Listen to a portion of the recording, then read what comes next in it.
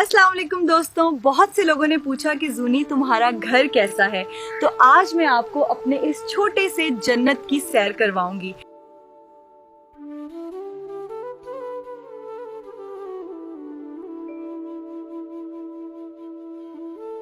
ना ये शहर का बंगला है, ना यहाँ कोई शीशे की दीवारें हैं।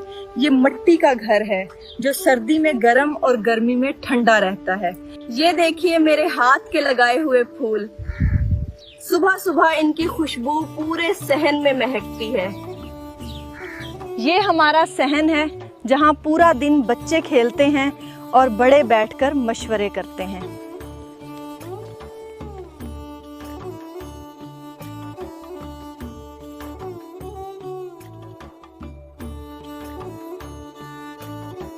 और ये देखिए, मिलिए हमारी मट्ठू मियाँ से। ये भी मेरी हर बात का बड़ी गौर से इंतजार करता है और जैसे ही मैं सहन में आती हूँ ये अपनी प्यारी सी आवाज में मेरा इस्तकबाल करता है। ये पिंजरे में बंद जरूर है पर इसे हमने कभी कैदी नहीं समझा। ये तो हमारे घर का एक फर्द बन चुका है जो हर खुशी और गम में हमारे साथ शरीक होता है। चलिए, अब बातें बहुत हो गई। अब हम कदम बढ़ाते हैं घर के अंदर की तरफ और देखते हैं कि यहाँ का हाल क्या है। मैं आपको एक एक कोना दिखाऊंगी और वो सब कहानियां सुनाऊंगी जो इन दीवारों में छुपी हुई हैं। तो क्या आप सब तैयार हैं मेरे साथ इस सफर पर चलने के लिए? आइए मेरे साथ।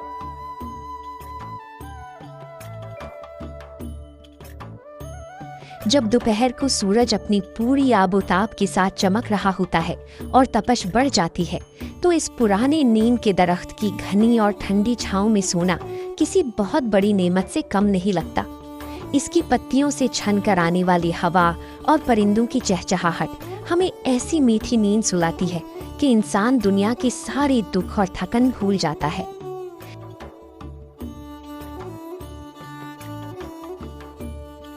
ये बान की पुरानी चारपाई देखिए। इसका एक एक धागा मेरी दादी अम्मा ने अपने हाथों से बड़े प्यार और सलीके से बना था। इसकी लकड़ी का एक एक निशान किसी पुरानी कहानी की याद दिलाता है।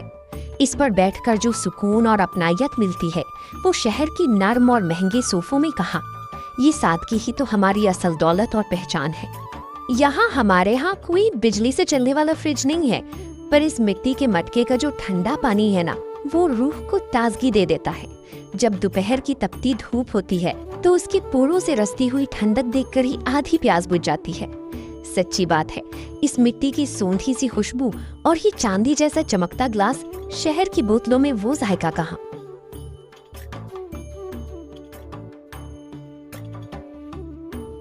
और अब मिलिए मेरे घर की इन प्यारे प्यारे अरकान से। इनका ताज़ा दूध और इनकी मासूम सी शरारतें हमारा पूरा दिन बना देती हैं। ये बेजुबान जानवर भी जब प्यार से मेरी तरफ देखते हैं तो लगता है जैसे ये भी मेरी सारी बातें समझ रहे हों।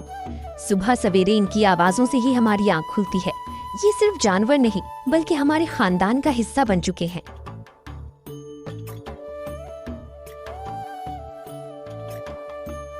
ये जो लकड़ी की पुरानी सी सीढ़ी आप देख रहे हैं, ये मेरे लिए किसी जहाज से कम नहीं, क्योंकि इसी से चढ़कर हम छत पर जाते हैं।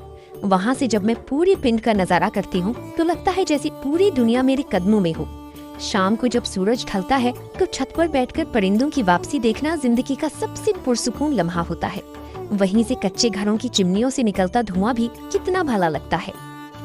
और ये देखिए, ये है हमारे घर की सबसे अनोखी चीज। अब अल्लाह के फजल से हमारे घर में भी ये फोन वाली मशीन आ गई है, वरना पहले तो पूरे मोहल्ले में सिर्फ एक ही फोन होता था। जब कभी शहर से चचा की घंटी बजती है तो हम सब ऐसे दौड़ते हैं जैसे कोई खजाना मिल गया हो।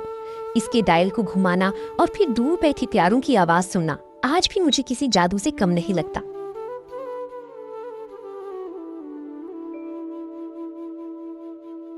अब आइए आपको मेरी सबसे पसंदीदा और लजीज जगह दिखाती हूँ, हमारा प्यारा सा रसोई घर यानी किचन। यहाँ की दीवारें शायद धुएं से काली जरूर हो गई हैं, पर यहाँ जो मोहब्बत के पकवान पकते हैं उनकी कोई मिसाल नहीं मिलती। जैसे ही मैं यहाँ कदम रखती हूँ, मसालों और लकड़ी की आग की वो जानी पहचानी खुशबू मेरा इस्तकबाल करती है जो मुझे सुकून देती है। देखिए, यहाँ कोई बटन दबाने वाला गैस का चूल्हा नहीं है। यहाँ तो असली लकड़ियों की आग जलती है जिसे हम खुद जलाते हैं। इन लकड़ियों की चटखने की आवाज किसी मौसीकी से कम नहीं लगती। इस चूल्हे की तपिश बताती है कि खाना कितना खालिस बनेगा। भले ही इसमें वक्त थोड़ा ज्यादा लगता है, पर इस सब्र का फल बहुत ही मीठा और जायकेदार होता है।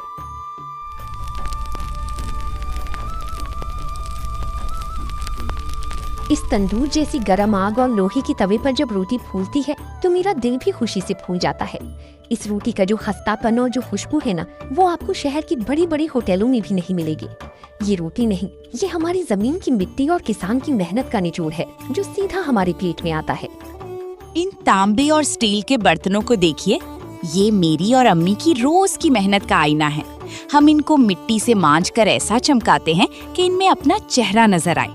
ये बर्तन हमारी सादगी और सलीके की पहचान है, जो बरसों से इसी तरह कतार में लगकर हमारे घर की रौनक बढ़ा रहे हैं और हर सुबह चाय की खुशबू के साथ जागते हैं। और ये देखिए, मेरा सबसे बड़ा इश्क यानी ताज़ा और सफेद मक्खन। इसे आज सुबह ही अम्मी ने मधानी से निकालकर तैयार किया है। जब ये ताज़ा गरम रोटी पर रखकर पिघलता है तो बस ऐसा लगता है कि दुनिया की सारी नेमतें एक ही लोकमे में आ गई हों। इसका वो कुदरती जायका और मलाइयत देखकर ही मुंह में पानी आ जाता है। आप भी बताइएगा, क्या आपको मक्खन पसंद है?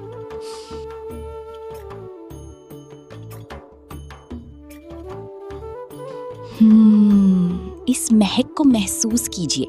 ये सिर्फ खाने की खुशबू नहीं, बल्कि ये खालिसपन की पहचान है। सच्ची बात है, जिंदगी की सबसे बड़ी खुशियां इन छोटी छोटी चीजों में ही छुपी होती हैं। मेरा तो दिल कर रहा है कि अभी के अभी गरम रोटी के साथ इसे खत्म कर दूं, पर अभी तो मुझे आपको अपना पूरा घर दिखाना है। ये छाबी जिसमें हम रोटी रखते हैं, ये भी फनकारी का एक नमूना है। इसे हमारी गली की ही एक मासी ने बड़े प्यार से बुना है। इसका एक एक धागा हमारी तहजीब और रंगों की अक्कासी करता है। इसमें रखी हुई रोटी ज्यादा देर तक नर्म और ताज़ा रहती है, क्योंकि इसमें प्यार और रिवायत दोनों शामिल हैं। और ये देखिए, अम्मी के हाथों की जादूगरी। आज साग पक रहा है, जो मेरा सबसे मनपसंद खाना है। अम्मी जब इसे इस तांबे की देगची में धीमी आग पर पकाती हैं, तो उसकी खुशबू पूरे मोहल्ले में फैल जाती है। अम्मी कहती हैं कि खाना बनाते वक्त अगर आपका दिल खुश हो तो खाने में खुद ब खुद जायका आ जाता है, और इनकी ये बात 100% सच्ची है। यहाँ धुआं थोड़ा ज्यादा है और आंखों में भी लगता है, पर इस धुएं में जो अपनायत और अपनापन है, वो शहर की साफ सुथरी किचन में कहाँ। यहाँ हम सब साथ बैठकर बातें करते हैं, हंसते हैं और गरम गरम खाना खाते हैं। यही तो वो यादें हैं जो कल को मेरा कीमती सरमाया बनेंगी, इस कच्चे किचन की पक्की मोहब्बत। अब आइए, मैं आपको अपने दिल के सबसे करीब यानी अपना छोटा सा कमरा दिखाती हूँ। ये मेरी वो जगह है जहाँ मैं अपने ख्वाब बुनती हूँ और अपने ख्यालात से बातें करती हूँ। यहाँ की दीवारें भले ही कच्ची हैं, पर ये मेरे तमाम राज जानती हैं। जैसे ही मैं यहाँ आती हूँ, मुझे एक अजीब सा सुकून और तहफ़्फ़ुज़ महसूस होता है। ये पुराना रेडियो मेरा सबसे अच्छा दोस्त है। इससे जो पुराने गाने और खबरें आती हैं, वो मुझे दुनिया से जोड़े रखती हैं। और ये मेरी प्यारी किताबें, जो मुझे बताती हैं कि दुनिया कितनी बड़ी और खूबसूरत है। हर रात सोने से पहले मैं कुछ ना कुछ जरूर पढ़ती हूँ। सजने संवरने का शौक तो हर लड़की को होता है ना, तो बस ये मेरा छोटा सा सिंगार मेज है। ये कांच की हरी चूड़ियाँ मुझे सबसे ज्यादा पसंद हैं। जब ये खनकती हैं तो मुझे अपनी खुशियाँ भी रक्स करती महसूस होती हैं। शीशे में देखकर जब मैं खुद से बातें करती हूँ तो मुझे अपनी ताकत और अपनी मासूमियत दोनों का एहसास होता है। इन तकियों के गिलाफ पर ये जो फूल आप देख रहे हैं, ये मैंने खुद कढ़ाई किए हैं। एक एक टांके में मैंने अपनी उम्मीदें और अपने अरमान परोए हैं। जब रात को थक कर मैं इन पर सर रखती हूँ तो मुझे अपनी मेहनत का एहसास होता है, और फिर बहुत ही प्यारे और मीठे ख्वाब आते हैं जो मुझे अगली सुबह के लिए तैयार करते हैं। तो ये था मेरा छोटा सा घर, मट्टी का बना हुआ पर बेपनाह प्यार और सुकून से भरा हुआ। यहाँ हम शायद बहुत अमीर नहीं हैं, पर हमारे दिल बहुत बड़े हैं। इस घर की हर ईंट और हर दीवार मुझे बताती है कि असल खुशी चीजों में नहीं, बल्कि अपनों के साथ मिलकर रहने में है। ये कच्चे घर की छत तले जो पक्की मोहब्बत है, यही मेरी कुल कायनात है। सच्ची बात है, जिंदगी में इंसान चाहे कितनी ही तरक्की कर ले और बड़ी बड़ी शहरों में बस जाए, पर अपनी बचपन और अपने घर की मिट्टी की खुशबू कभी नहीं भूलता। ये लालटीन की हल्की सी रोशनी मुझे याद दिलाती है कि उम्मीद का दिया हमेशा जलाकर रखना चाहिए, चाहे हालात कैसे भी हों। सुकून वहीं होता है जहां आपका दिल धड़कता हो और जहां आपकी चाहने वाले मौजूद हों। आपको मेरा ये छोटा सा और प्यारा सा घर कैसा लगा? क्या आपको भी मेरी तरह मिट्टी की दीवारों और कच्चे सहन से मोहब्बत है? मुझे कमेंट्स में जरूर बताइएगा कि आपका घर कैसा है और आपकी सबसे प्यारी याद क्या है। मैं आपकी हर एक कमेंट का इंतजार करूंगी, क्योंकि अब आप सब भी तो मेरे इस घर का हिस्सा बन चुकी हैं। अगर आपको ये वीडियो पसंद आई हो तो लाइक जरूर कीजिएगा और सब्सक्राइब करना मत भूलिएगा, ताकि हम ऐसे ही जुड़े रहें। अब इजाजत दी, अपना बहुत सारा ख्याल रखिएगा और दुआओं में याद रखिएगा। अल्लाह हाफिज और आप सबको मेरी तरफ से शब बखैर।